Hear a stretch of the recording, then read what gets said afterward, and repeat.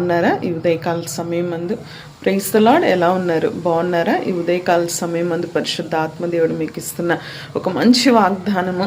ఇది ఆశీర్వదించడం అనేది ఒక ప్రాముఖ్యమైన విషయం. దేవుడు అందరినీ ఆశీర్వదిస్తాడని కాదు, కానీ చాలా అనేక మందిలో ఆయన చూస్ చేసుకున్న వ్యక్తులు మాత్రం ఖచ్చితంగా ఆయన ఆశీర్వాదాన్ని దాటిపోకుండా ఆయన ఆశీర్వదిస్తాడు.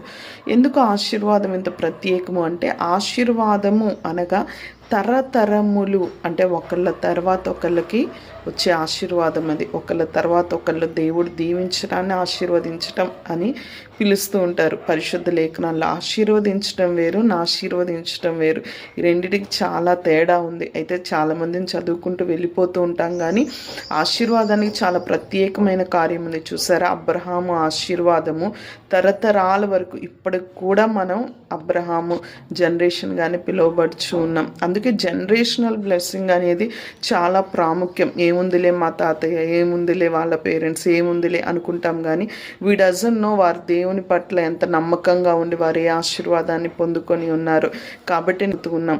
అయితే ప్రత్యేకంగా ఇది మొదలుకొని నేను ఆశీర్వదించేదను అనే వాగ్దానంతో ఈ ఉదయకాల సమయమందు పరిశుద్ధాత్మ దేవుడు మీతో మాట్లాడుచున్నారు. God bless you all. ఈ రోజంతా మీకు ఆశీర్వాదకరంగా ఉండాలని, ఈ రోజంతా మీకు, మీ బిడ్డలకి, మీ కుటుంబానికి అందరూ ఆశీర్వదించబడాలని మీ కొరకు ప్రార్థన చేస్తూ ఉన్నాను.